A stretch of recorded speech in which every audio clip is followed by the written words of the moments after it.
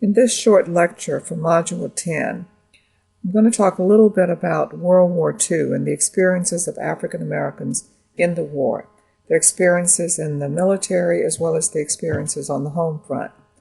And I'd like to use this to set up the background to the changing status of African Americans in terms of segregation and civil rights.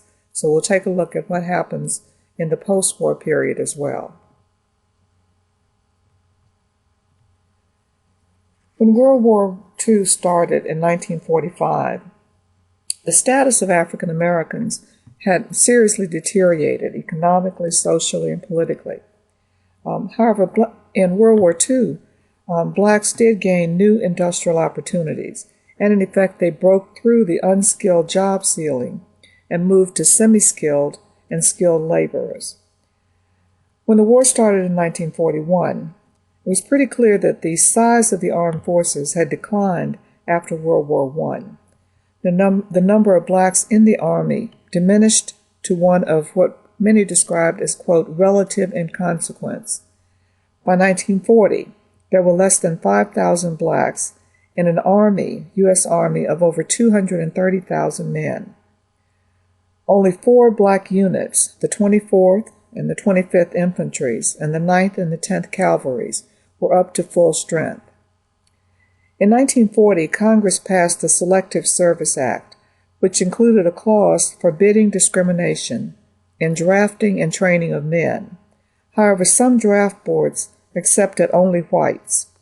In September of 1940, A. Philip Randolph, the head of the Brotherhood of Sleeping Car Porters, the most powerful black union, or one of the only black unions at that time, within the American Federation of Labor. A. Philip Randolph, Walter White of the NAACP, and other black leaders presented a 7-point program to Franklin Roosevelt. The program included the minimum essentials in giving blacks just consideration in the defense program. For example, using reserve officers to train recruits, giving black recruits the same training as whites, allowing existing units to accept recruits on a basis of ability and not race. They also, in this 7-point program, dealt with the integration of specialized personnel, like doctors and nurses. Blacks would be appointed to draft boards. Discrimination would be abolished in the Navy and the Air Force, and competent blacks will be appointed as civilian assistants to the Secretaries of War and the Navy. Now again, this is a proposal that A. Philip Randolph and Walter White and black leaders are presenting to President Roosevelt. And bear in mind that this is 1940, so this is before the war, before the United States enters World War II. It is, however, at a time when it's pretty obvious that war is approaching. So in a sense, American leaders are preparing for the conflict. They are trying to maintain a sense of neutrality toward what's going on in Germany, and in many ways just kind of turning a blind eye to what's happening in the Pacific. But many others, on the other hand, recognized that it was almost inevitable that the United States would at some point enter this conflict. A 1940 War Department statement provided that blacks would be received into the Army on the general basis of the proportion of African Americans in the population of the country, and that they would be, as in all previous conflicts that they had fought, they would be organized into separate units. Existing black units that were officered by whites would receive no black officers other than medical officers and chaplains. Now, this statement, of course, angered blacks because many of them recognized that this was just following that same pattern that had existed since the Civil War. There were some appointments of blacks that grew out of this 7-point program and the War Department statement. However, not nearly as many as blacks had anticipated. Blacks had difficulty also in getting jobs in the wartime defense industries. In the Washington Agreement of 1940, Southeastern railroads and white unions agreed to eliminate black firemen. These were positions that had been held by blacks for probably decades. And they were pretty much positions, firemen on trains, that nobody else wanted. So most other railroad workers were not really concerned until these trains, or until the locomotives became cleaner, electric, whatever. So that being a fireman on a railroad or in a locomotive or working in this position was no longer a position that was considered menial. So the railroads in 1940, in an agreement with the white unions, agreed to eliminate the black firemen. Black workers challenged this under the new Federal Employment Commission regulations. And in 1944, it took 4 years for this to get through the Supreme Court. The court ruled in Bester William Steel versus the Louisville and Nashville Company Brotherhood of Locomotive Firemen and Engineers, or the Steel case. They ruled that this was not constitutional, that they could not just simply change or eliminate blacks in a particular field just because they wanted to give these jobs to whites. In January of 1941, A. Philip Randolph, recognizing that there was continued discrimination against blacks in the wartime industries as the U.S. was gearing up the conflict, proposed the idea of a march on Washington. He suggested that 50 to 100,000 blacks would march on Washington, D.C. to demand fair employment in defense industries.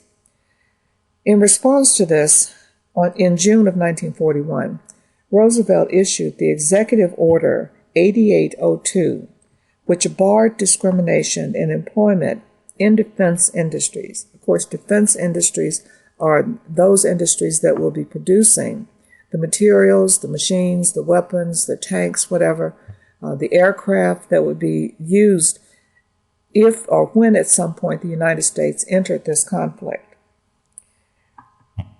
This executive order also created that Fair Employment Practices Committee that I mentioned in terms of the Washington Agreement. There was a clause in this agreement, this executive order, which prohibited discrimination. The clause, they would also see to it that a clause was included in all defense contracts prohibiting discrimination. The president spoke out against discrimination in hiring, and the Office of Production Management established a black employment and training branch in its labor division to facilitate hiring of blacks in defense industries. So this seemed to be, you can see in these two efforts, first in terms of the military, and the Selective Service Act and the 7-Point Program, and then in terms of the Washington Agreement, the response to the Washington Agreement and the Steele case, and then this whole idea of the March on Washington, which I'm sure many people thought was something that, the idea of the March on Washington, or a March on Washington, many people felt that, or people today feel that this was something that was unique to the 1960s with Martin Luther King, when they think of the 1963 March on Washington. But this whole idea of marching on Washington to demand better treatment for blacks actually went all the way back again to A. Philip Randolph in 1940, when he is 1941, when he is proposing this March on Washington to demand better jobs. You see in the flyer on the side of in this particular slide, it says, what are our immediate goals? What they're trying to do is to force the government to hire 1 million blacks. It says, we are Americans too. This is going to be We Are Americans Too Week. 15,000 blacks assembled at St. Louis, Missouri, another 20,000 in Chicago, another 23,500 in New York City, and all of these people ready to march on Washington to fight against Jim Crow segregation. But most specifically, they are fighting for jobs in the war industries. In 1942, of course, in 1941, December of 1941, you have the Japanese attack on Pearl Harbor. And in the aftermath of this, you see the growing implementation or the beginnings of the growing involvement or the gearing up of American industry to produce not just simply for Americans, American military forces, but also to, in a sense, become kind of the engine that would be driving the war effort all over the world. And again, the question is, what role would African Americans play? Many African Americans saw this as a chance, as an opportunity, for possible opportunities here to advance not just simply the cause of victory against the Axis powers, but also to advance the cause of victory over discrimination. In 1942, the Pittsburgh Courier launched the Double V campaign. You see the symbol, the image or the symbol for that in the center of this particular slide. And again, that meant simply, that stood for victory against the Axis on the battlefield, victory over racial prejudice on the home front. As James Thompson, who was instrumental in this in 1942, described it, the V for victory sign is being displayed prominently in all so-called democratic countries which are fighting for victory. Let we colored Americans adopt the double V for a double victory. The first V for victory over our enemies from without, the second V for victory over our enemies from within. In this particular slide, on one side you see the two black women, who are involved, as many women were during World War II, with the wartime industries. As more men were drafted into the military, then women took up jobs in the war industries. They became what many people have described as Rosie the Riveters.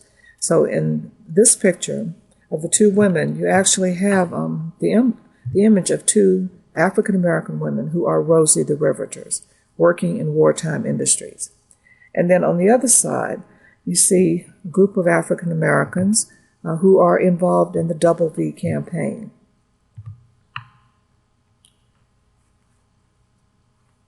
African Americans supported the war effort by purchasing bonds, which represented the financial contribution to the war effort, by the rationing campaigns or participating in the rationing campaigns, participating in the civil defense efforts, joining the Red Cross, being active in the USO. Singers like Lena Horne entertained the troops during World War II. But they had no illusions about the benefits, or few illusions, about the benefits they would gain from the war. So at the same time that they're pushing this Double V campaign and participating wholeheartedly on the home front and in the military, they are not blind to the possibility that this war would be a repeat, in a sense, of what had happened with World War I. That blacks in World War I would participate in a war to make the world safe for democracy. But in the aftermath of the war, that they would return to a country that would still deny them their democratic rights. However, as in the actions of people like A. Philip Randolph before the war, there was a growing determination not to have this happen again. So that's why you see efforts like the March on Washington, threatened March on Washington, pushing Franklin Roosevelt to issue that executive order. Just a constant effort to get more recognition of the involvement of blacks. During World War II, you had the continued great migration of African Americans out of the South to places in the Northeast, but also to places in the far West, to cities in the far West that were the centers of the wartime industries, war plants.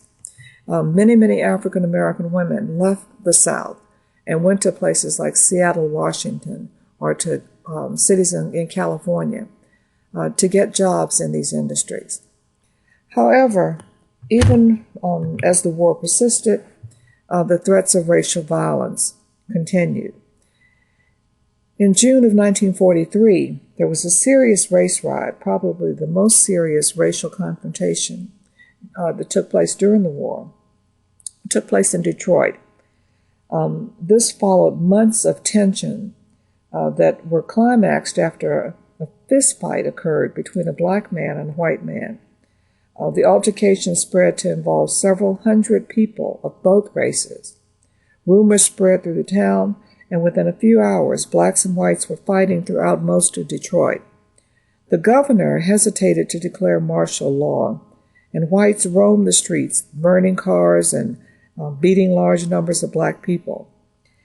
Nothing effective was done to bring about order out of this chaos until Franklin Roosevelt proclaimed a state of emergency and sent in over 6,000 soldiers.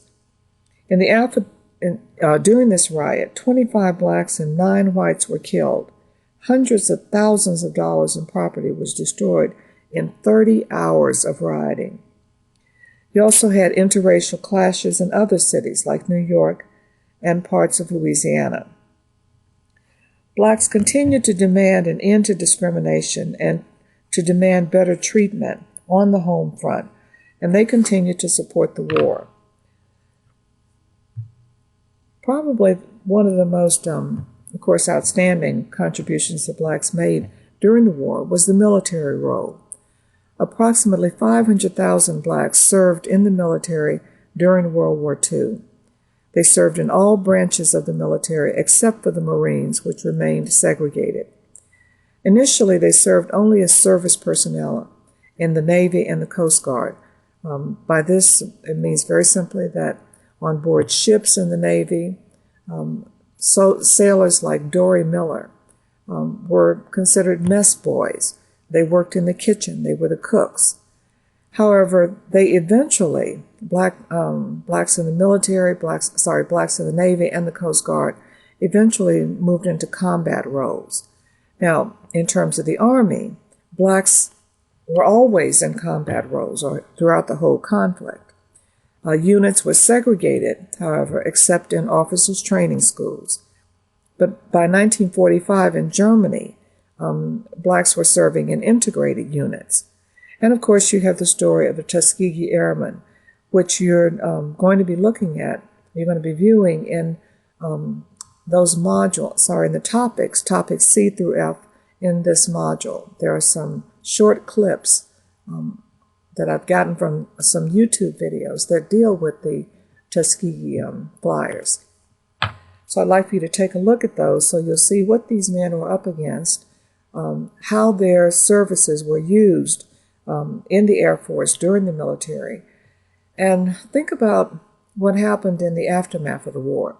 You remember that when President Obama was inaugurated, he set aside a special place during his inauguration for those Tuskegee Flyers who were still living, and there were probably about 100 or so who are still alive. They've also received increasing recognition by Congress, but this is something like almost 60 years after, more than 60 years after the exploits of the Tuskegee Airmen. In the aftermath of World War II, you begin to see a growing change in the status of African Americans as they increase their demands for an end to segregation and for an end to disfranchisement throughout the country. These changes were usually facilitated through executive order, just as they had been during World War II with Executive Order 8802, but also through a growing number of Supreme Court cases. So you've got those two methods of change being brought about. Either the executive branch of government or the judicial, the federal judiciary, is moving in the direction of breaking down those barriers of Jim Crow segregation. Change was not uniform, nor was it unopposed, but it was taking place. If we take a quick look at what's happening in terms of the executive branch of government, you'll start to see how President Truman, who takes over as president, who becomes president, after President Roosevelt dies in office, President Truman is moving in the direction of ending segregation. In 1946, he appointed a committee to investigate and to issue a committee report on the status of blacks in the nation as a whole. 46, he appointed a committee to study problems in higher education and to recommend the elimination of inequality, or that it did recommend. That committee recommended the elimination of inequality. And probably one of the most important things that he does is to, in 1948, appoint a committee to study the military. And that committee issues a report called Freedom to Serve. And in the aftermath of that, Truman issues an executive order desegregating the armed forces in 1948. It was accomplished, this desegregation is accomplished gradually. However, by the time we get to the Korean War in the early 1950s, you will have integrated units, or African Americans and white Americans serving in integrated units in a theater of action for the first time. Truman favored a civil rights program which was backed by what would be backed by what he called the full force and power of the federal government. He proposed or hoped Congress would implement a 10-point legislative program creating a permanent federal Fair Employment Practices Commission and a Civil Rights Commission. However, this legislation was blocked in Congress by Southern congressmen, primarily, again, Southern Democratic congressmen, people from Truman's own party. In 1948, Truman decides that he's going to run for re-election. However, his re-election is opposed at the Democratic Convention by a group of Southern Democrats who become known as the Dixiecrats. The group was headed by Representative Strom Thurmond of South Carolina. The Democratic Party and the platform committee of the party had included a civil rights plank in the party's platform, and this is what Truman is running on. The black vote in several key cities, large cities, is what actually helped Truman to win that election. And again, once he's in office, he does implement some of these changes. So what we see at this point, by 1948 and 1949, is kind of a steady movement toward the breakdown of Jim Crow segregation. The nation had changed. Blacks and whites had served together, or would be serving together in the military after the desegregation of the military. The nation had witnessed a gradual buildup through Supreme Court cases, many of them that had been carried through by Charles Hamilton Houston with his strategy of attacking separate but equal as a two-pronged attack. Equalize, a forced equalization, and to the point that communities would recognize that separate was too expensive.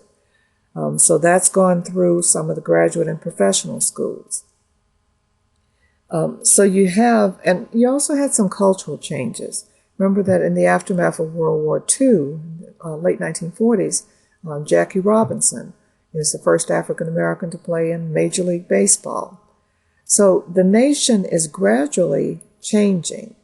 And by the 1950s, you could almost say that the nation is ready to at least entertain the idea of desegregation.